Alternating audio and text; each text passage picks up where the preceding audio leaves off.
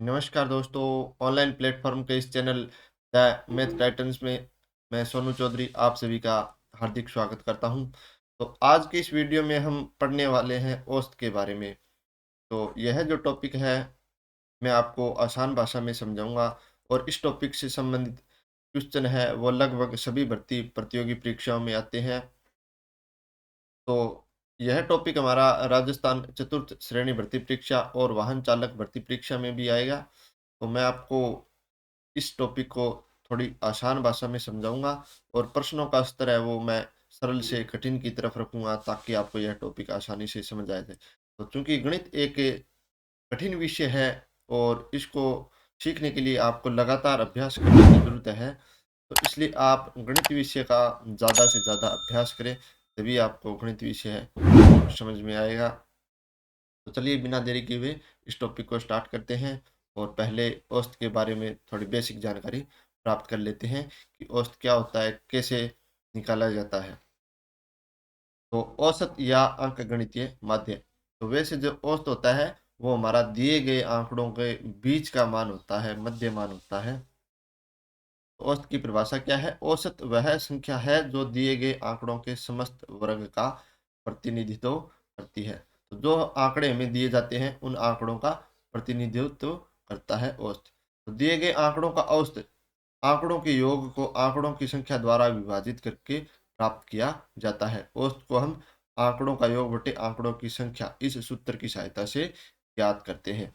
पहले क्या करेंगे? आंकड़ों का योग, और भाग किसका करेंगे? आंकड़ों की संख्या। तो चलिए एक उदाहरण लेते हैं। यदि हमें 10, 15, 25 और 30 का औसत ज्ञात करना है तो आवश्यक औसत क्या हुआ? पहले हम ये चार आंकड़े दिए हुए हैं, इन आंकड़ों का क्या करना होगा? योग करना होगा, और फिर इन आंकड़ों की संख्या 4 है तो इनका भाग देंगे। 80 में 4 का भाग देंगे, कितना आएगा? 20। तो यह हमारा इन संख्याओं का औसत है। तो औसत आंकड़ों के योग को आंकड़ों की संख्या से विभाजित करके प्राप्त किया जाता है। तो औसत के कुछ नियम होते हैं। यदि हमारे जो दिए गए हैं आंकड़े उनमें सभी संख्याएं ए से बढ़ती है तो संख्याओं का औसत भी ए से बढ़ेगा, और अगर सभी संख्याएं ए से घटती है तो संख्याओं का औसत भी ए से कम होगा, यानी घट जाएगा। यदि सारी संख्याएं ए से बढ़ेगी तो औसत भी ए से बढ़ जाएगा, और सभी संख्याएं ए से घटेगी तो सभी संख्याओं का औसत भी ए घट जाएगा। यदि सभी संख्याओं को ए से गुणा किया जाता है तो उनके औसत को भी ए से गुणा किया जाना चाहिए, और यदि सभी संख्याओं को ए से विभाजित किया जाता है तो उनके औसत को भी ए से विभाजित किया जाना चाहिए। तो सरल भाषा में कहें तो जोड़, घटाव, गुणा और भाग, इन चारों का संक्रियाओं को जब हम आंकड़ों के साथ करेंगे तो इन चारों संक्रियाओं को हमें औसत के भी साथ करना पड़ेगा। अगर हमारे आंकड़े बढ़ते हैं किसी संख्या से तो औसत भी उतना बढ़ जाएगा। अगर हमारे आंकड़े किसी संख्या से घटते हैं तो हमारा औसत भी घट जाएगा। यदि हमारे आंकड़े किसी संख्या से गुणा किया जाता है तो हमारा औसत भी उसी संख्या से गुणा होगा, और यदि हमारा आंकड़े हैं वो किसी संख्या से भाग दिए जाते हैं तो उन आंकड़ों का औसत भी हमें उसी संख्या से भाग देना होगा। चलिए विभिन्न प्रकार के औसत इस प्रकार निकाले जाएंगे, उनके कुछ सूत्र है वो पढ़ लेते हैं।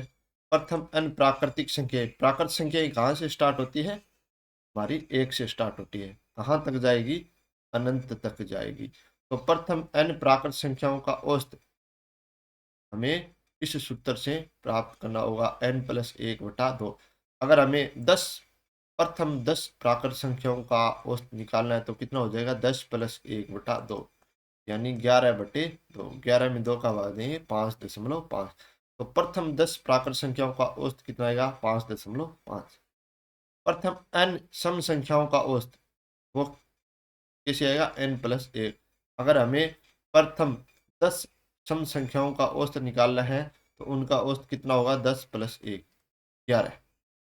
प्रथम n विषम संख्याओं का औसत कितना होगा? उन संख्याओं के बराबर ही होगा। अगर हमें 15 संख्या प्रथम 15 विषम संख्याओं का औसत निकालना है तो उनका औसत कितना आएगा? n ही आएगा। लगातार संख्याओं का औसत, तो लगातार संख्याओं का, जैसे हमें 10, 11, 12 इस तरह से 20 तक की संख्याओं का औसत निकालना है तो सूत्र क्या रहेगा, पहली संख्या प्लस अंतिम संख्या और भाग 2, यानी 10 प्लस में 20/2 कितना आ जाएगा 15। तो 10 से लेकर के 20 तक की लगातार संख्याओं का औसत कितना है, 15 है। 1 से n विषम संख्याओं का औसत कितना आएगा, अंतिम विषम संख्या प्लस 1 भाग में 2। 1 से n सम संख्याओं का औसत अंतिम सम संख्या प्लस 2 और हमें भाग भी 2 का करना होगा। इन सूत्रों को आप अच्छी तरीके से याद कर लीजिएगा ताकि आपको प्रश्न हल करते टाइम आसानी हो। प्रथम, n प्राकृत संख्याओं के वर्ग का औसत। तो वर्ग का औसत हम किस सूत्र से निकालेंगे, इस सूत्र से, n+1 ब्रैकेट में 2n+1 भाग है। प्रथम n प्राकृत संख्याओं के घन का औसत। प्रथम n प्राकृत संख्याओं के इस तरह से घन का योग हम कैसे निकालेंगे, n गुणा ब्रैकेट में n+1 का वर्ग और बटा में 4। किसी भी संख्या के n गुणांक का औसत, n गुणांक का मतलब जैसे हमें 3 के 6 गुणांकों का औसत निकालना है, 3 के 6 गुणांकों का औसत निकालना है तो संख्या गुणा में n हो गया कितने गुणांक है, +1/2।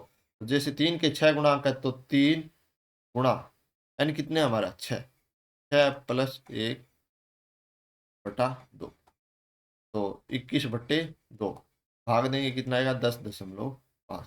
तो 3 के 6 गुणांकों का औसत आ गया 10.5। संयुक्त माध्य या संयुक्त औसत।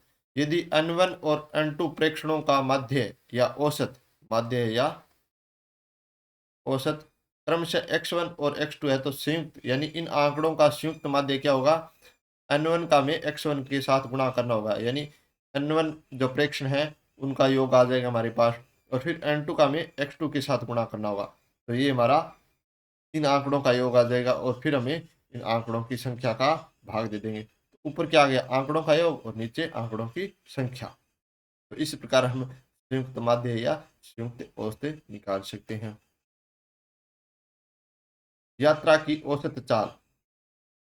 तो जब हमें किसी यात्रा की औसत चाल निकालनी हो तो किस प्रकार निकालेंगे। मान लीजिए यदि एक व्यक्ति एक निश्चित दूरी x किलोमीटर प्रति घंटा की चाल से तथा उतनी ही दूरी y किलोमीटर प्रति घंटा की चाल से तय करता है, तब पूरी यात्रा में औसत चाल होगी 2xy/x+y किलोमीटर प्रति घंटा। तो मान लीजिए ये जो व्यक्ति है यहाँ से लेकर के यहाँ तक दूरी तय करता है, ए बिंदु मान लेते हैं, इसे बी बिंदु, इसे सी बिंदु। तो यहाँ से यहाँ तक ये डी दूरी तय करता है और फिर यहाँ से यहाँ तक समान दूरी है, तो ये भी हमारी कितनी होगी, डी दूरी। तो ए से बी तक की दूरी कितनी है, ए से बी तक दूरी डी है, और बी से सी तक दूरी कितनी है, ये भी कितनी है, डी है। तो कुल दूरी कितनी तय करी इसने, कुल दूरी डी प्लस डी, तो 2D। अब हमें पता नहीं है कि इस आदमी ने ए से बी तक और बी से सी तक कितना समय लगाया, तो चलिए समय निकाल लेते हैं पता लगाने के लिए। इस व्यक्ति ने ए से बी और बी से सी तक जाने में कितना समय लगाया। तो समय का सूत्र हमारा क्या होता है, दूरी बटा 4। अब दूरी हमारे पास कितनी है, ए से बी तक की डी, और चाल ए से बी तक की कितनी है, x किलोमीटर प्रति घंटा, तो डी बटा x। तो ये समय कहाँ से कहाँ तक, ए से बी तक। अब हम बी से सी तक, बी से सी तक का समय निकालेंगे। समय का हमारा सूत्र ये रहेगा, दूरी बटा चाल। तो बी से सी तक की दूरी कितनी है, डी है, और चाल वाई है, डी बटा वाई। तो कुल समय कितना हो गया, यानी ए से सी तक जाने में कुल समय, तो कुल समय हो गया हमारा डी बटा एक्स प्लस डी बटा वाई। तो अब हम चलिए ऐसा ले लेते हैं, कितना आएगा, एक्स और वाई का गुणनफल। तो ऊपर आ गया डी वाई प्लस इसका मान कितना आ गया, डी एक्स। तो डी हमने कॉमन ले लिया, क्या आया ऊपर, एक्स प्लस वाई और भाग में एक्स था वाई। तो ये हमारा ए से सी तक का कुल समय हो गया। और ए से सी तक की कुल दूरी कितनी है, 2d। तो ए से सी तक की हमारी औसत चाल क्या हो जाएगी, औसत चाल। औसत चाल का वही सूत्र, दूरी बटा समय। अब दूरी कितनी है, 2d, और भाग में d गुणा एक्स प्लस वाई बटा एक्स वाई। तो मान क्या आएगा, 2d, ये एक्स वाई ऊपर गुणा में चला जाएगा, और नीचे क्या बचा, d गुणा एक्स प्लस वाई। डी से डी कट गया तो बचा कितना, 2xy बटा एक्स प्लस वाई। इस प्रकार ये हमारा सूत्र आया कि किसी यात्रा की औसत चाल किस प्रकार निकालनी है। तो चलिए अब हम थोड़ा सा समांतर श्रेणी के बारे में जान लेते हैं कि समांतर श्रेणी से हम औसत है वो किस प्रकार निकालेंगे, और समांतर श्रेणी का औसत में किस प्रकार उपयोग करेंगे। तो ए प्लस डी, ए प्लस 2d, ए प्लस 3d एक समांतर श्रेणी है। तो समांतर श्रेणी में है ना, पहला पद और उससे अगला पद, इनका अंतर किन्हीं भी दो पदों के अंतर के बराबर होगा। जैसे ये हमारी समांतर श्रेणी है, या उदाहरण ले लेते हैं हम, 4, 8, 12, 16, इस तरह हमारी एक समांतर श्रेणी है। तो इनमें किन्हीं भी दो पदों का अंतर है वो हमेशा समान रहेगा। समान अंतर, जैसे शब्द से ही हमें पता चल रहा है, समांतर का शब्द समान अंतर, यानी हमारा किन्हीं भी दो पदों के बीच अंतर है वो हमेशा समान रहेगा। तो वो श्रेणी हमारी कौन सी होगी, समांतर श्रेणी। अब इस श्रेणी में ए है वो हमारा पहला पद होगा। जैसे यहाँ पर ए का मान कितना है, 4। डी क्या होता है, सार्वंत्र, यानी किन्हीं भी दो पदों के बीच का अंतर है वो हमारा सार्वंत्र कहलाता है। तो जैसे इन दो पदों के बीच का अंतर हम निकालें तो डी बराबर 12 माइनस 8, यानी अंतर निकालने के लिए हमें अगले पद में से पिछला पद घटाना होगा, ना कि पिछले पद से अगला पद। तो 12 में से 8 घटाया 4, और nवां पद टी एन बराबर ए प्लस एन माइनस 1 गुणा डी। इस सूत्र की सहायता से हम इस किसी भी श्रेणी का nवां पद ज्ञात कर सकते हैं। जैसे हमें इस श्रेणी का अगर 100वां पद ज्ञात करना है, कौन सा, 100वां पद ज्ञात करना है, तो इस सूत्र की सहायता से ज्ञात कर सकते हैं। तो चलिए निकालते हैं 100वां पद। ए हमारा कितना है, यहाँ पर 4 है, एन का मान तो 100वां पद है, तो 100 माइनस 1 गुणा डी का मान कितना है 4, तो 4 प्लस 99 गुणा 4। तो 4 प्लस 99 का 4 के साथ गुणा किया, कितना आया 396, और 396 में 4 जोड़े 400। तो इस श्रेणी का 100वां पद क्या आया, 400। तो इस प्रकार हम किसी भी श्रेणी का है वो nवां पद इस सूत्र की सहायता से ज्ञात कर सकते हैं।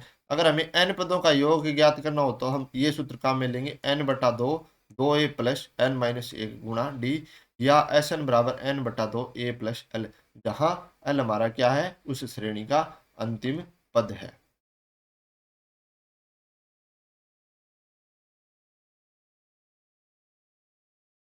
अगर हमें इस श्रेणी के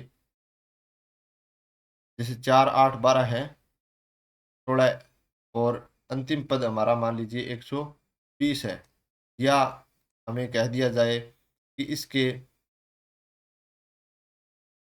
40 पदों का योग ज्ञात करो, 40 पदों का योग ज्ञात करो। अब सभी काम जोड़ने से रहे, एक एक करेंगे, कर कर जोड़ेंगे तो हमें बहुत टाइम लग जाएगा। तो हम डायरेक्ट इस सूत्र की सहायता से निकालेंगे। ए का मान हमारे पास कितना है 4, डी का मान अगले में से पिछला पद, यानी 12 में से 4 घटा दें या 8 में से 4 घटा दें, कितना आया 4। एन का मान, एन का मान हमारे पदों की संख्या, एन का मान कितना है 40। तो चलिए इसे सूत्र में रखते हैं, एस 40 बराबर एन का मान कितना है 40 बटा 2, तो 2 गुणा ए का मान 4 प्लस एन पदों की संख्या, पदों की संख्या कितनी है हमारे पास 40, 40 माइनस 1 गुणा 4। तो 40 में 2 का भाग देंगे 20, यहाँ ब्रैकेट में 2 का 4 के साथ गुणा किया 8, प्लस 40 में से 1 घटाया 39 गुणा 4। तो 20 ब्रैकेट में 8 प्लस इनका गुणा करेंगे कितना आएगा 300,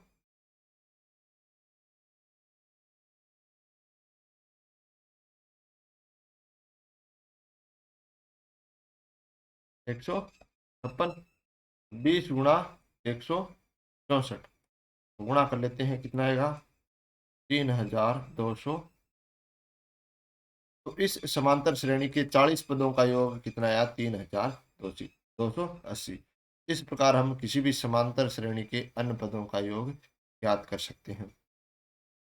अब संख्याओं के योग के नियम। तो प्रथम n प्राकृत संख्याओं का योग, योग कितना होगा n बटा n गुणा n प्लस 1/2। और अगर इनका औसत निकालना हो n संख्याओं का, तो इस सूत्र में हमें क्या करना होगा, ये हमारा संख्याओं का योग है n गुणा n प्लस 1/2। इसमें हमें आंकड़ों की संख्या का भाग देना होगा, और आंकड़ों की संख्या कितनी है n, n से n कट गया तो n प्लस 1/2। ये हमारा n प्राकृत संख्याओं का योग आएगा n प्लस 1/2। प्रथम n विषम प्राकृत संख्याओं का योग, तो वो कितना आएगा n स्क्वायर, n की घात 2। तो औसत कितना आ जाएगा, तो देखिए योग औसत हमें किस प्रकार निकालना होता है, आंकड़ों का योग बटे आंकड़ों की संख्या। तो योग हमारा n स्क्वायर है और आंकड़े कितने हैं n, तो औसत कितना आ गया n। यानी प्रथम n विषम प्राकृत संख्याओं का योग अगर n स्क्वायर है तो उनका औसत आएगा n। प्रथम n सम प्राकृत संख्याओं का योग कितना है n गुणा n प्लस 1। अगर इनका हमें औसत निकालना हो तो आंकड़ों का योग कितना है n गुणा n प्लस 1, और आंकड़ों की संख्या n, तो n से n कट गया, आंकड़ों का औसत कितना आएगा n प्लस 1। तो ये हमारा आंकड़ों का औसत है प्रथम n सम प्राकृत संख्याएं।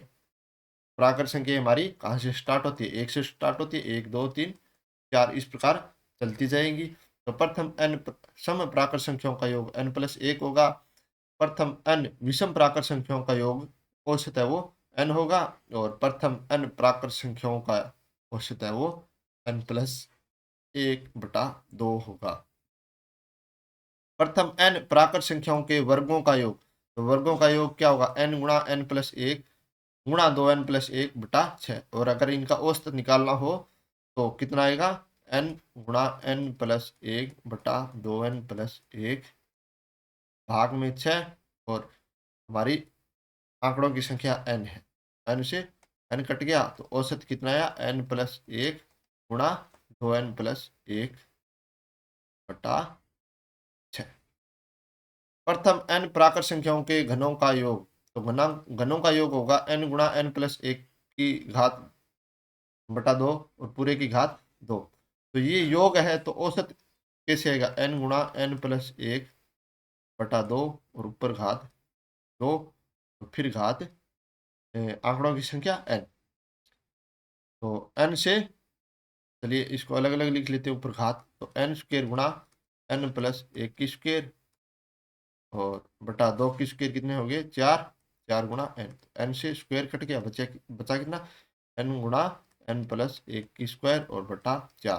तो ये प्रथम n प्राकृत संख्याओं के घनों का योग होगा। तो इस प्रकार हमने औसत से संबंधित कुछ नियम, औसत निकालने के सूत्र, समांतर श्रेणी और संख्याओं के योग के नियम पढ़े। चलिए अब हम कुछ सरल है प्रश्न है वो हल कर लेते हैं। तो हमारा पहला प्रश्न, तीन संख्याएं 10 20 और 30 है, इनका औसत क्या होगा। तो हमारा औसत का सूत्र क्या है,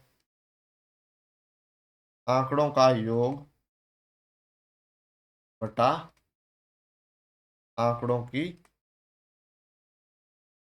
संख्या। इस सूत्र को आप रट लीजिए, आंकड़ों का योग बटे आंकड़ों की संख्या। तो आंकड़ों का योग कर लेते हैं 10 प्लस 20 प्लस 30 बटा आंकड़ों की संख्या 1 2 3, 3 का भाग देंगे। आंकड़ों का योग किया कितना है 60, 60 में 3 का भाग देंगे कितना है 20। तो यहाँ पर हमारा वह ऑप्शन सही होगा।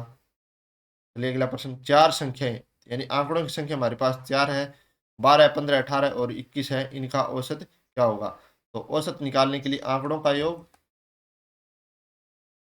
आंकड़ों का योग बटा आंकड़ों की संख्या। आंकड़ों का योग करेंगे हम 12 प्लस 15 प्लस 18 प्लस 21। और आंकड़ों की संख्या कितनी है? 4। जो जोड़ कर लेते हैं, 2 और 5 7, 7 और 8 15 और 1 16, हासिल 1 1 2 3 5 और 1 66। 66 में 4 का भाग देंगे कितना आएगा? 16.5। तो यहाँ पर हमारा ए ऑप्शन सही हो जाएगा। प्रश्न संख्या 3, यदि 5 संख्याएं -3 -2 -1 0 1 है तो इनका औसत होगा। तो हमें आंकड़ों का योग करना होगा। आंकड़ों का योग -3 प्लस -2 प्लस -1 0 प्लस 1। आंकड़ों की संख्या कितनी है? 5। तो ये माइनस की संख्या है, तो -3 -2 -1 प्लस 1 बटा 5। 1 से 1 कट गया, बचा कितना? -3 और -2। इनको जोड़ा तो -5 बटा में 5। तो भाग देंगे -1। यहाँ पर हमारा ए ऑप्शन सही हो जाएगा। चलिए अगला प्रश्न। एक छात्र ने 5 परीक्षाओं में 50 60 70 80 और 90 अंक प्राप्त किए, उसका औसत अंक क्या होगा? तो औसत ज्ञात करने का हमारा सूत्र वही रहेगा, आंकड़ों का योग बटे आंकड़ों की संख्या।